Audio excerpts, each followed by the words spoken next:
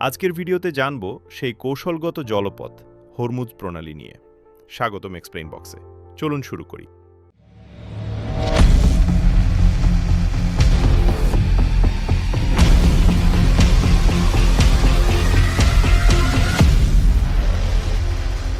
Hormuz প্রণালী নামটা শুনলেই যেন একটা অদৃশ্য চাপ তৈরি হয়।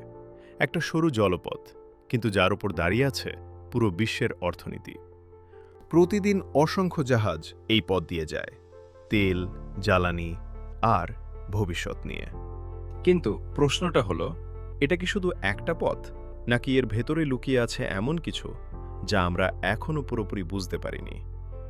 কারণ হরমুজ শুধু মানচিত্রের একটা লাইন না, এটা একটা বাস্তবতা যেখানে প্রকৃতি, ইতিহাস আর মানুষের টিকে থাকার লড়াই একসাথে জড়িয়ে আছে।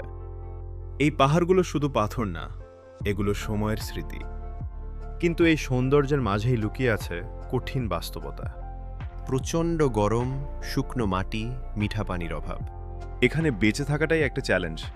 তবুও মানুষ টিকে আছে, কারণ তারা লড়ে না, তারা মানিয়ে নেয়। ভোরে কাজ শুরু হয়, দুপুরে থেমে যায়, সন্ধ্যায় আবার জীবন ফিরে আসে। এখানে প্রতিটা জিনিসের একটা কারণ আছে। এই দ্বীপের পাশ দিয়ে প্রতিদিন যায় বিশাল তেলবাহী জাহাজ, ভাসমান শহরের মতো। একদিকে কোটি কোটি ডলারের অর্থনীতি, অন্যদিকে ছোট ছোট গ্রামের সাধারণ জীবন। দুই জগৎ একই জায়গায়, কিন্তু সম্পূর্ণ আলাদা। এই সমুদ্রও আলাদা। পানির তাপমাত্রা বেশি, তবুও প্রবাল বেঁচে আছে, কারণ তারা নিজেদের বদলে নিয়েছে। যারা পারেনি তারা হারিয়ে গেছে। এই প্রবাল শুধু সৌন্দর্য না, এগুলো পুরো জীবনের ভিত্তি। কিন্তু এখন এই ভারসাম্য ভেঙে যাচ্ছে। দূষণ, তেল, মানুষের চাপ সব মিলিয়ে এই সূক্ষ্ম ব্যবস্থা দুর্বল হয়ে পড়ছে।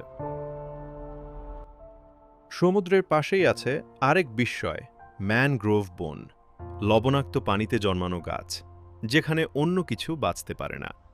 এই বন শুধু গাছ না, এটা জীবনের শুরু। এটা হারানো মানে একটা ভবিষ্যৎ হারানো।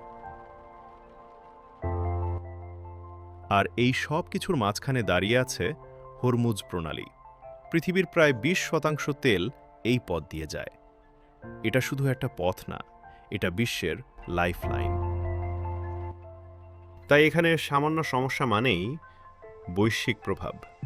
সংকীর্ণ পথ, বিশাল জাহাজ, একটা ছোট ভুলই বড় সংকট তৈরি করতে পারে।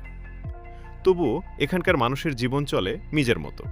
তাদের চিন্তা, আজ মাছ পাওয়া যাবে কিনা, আবহাওয়া কেমন, দিনটা কেমন যাবে।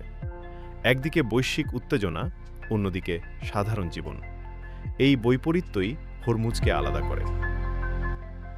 কিন্তু প্রশ্নটা এখনো রয়ে গেছে, এই ভারসাম্য কতদিন থাকবে?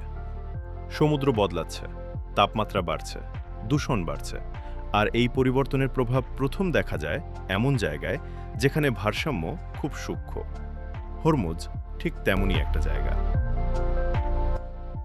কারণ পৃথিবী বদলাচ্ছে, আর যারা এই পরিবর্তনের সাথে মানিয়ে নিতে পারবে তারাই ভবিষ্যতে টিকে থাকবে।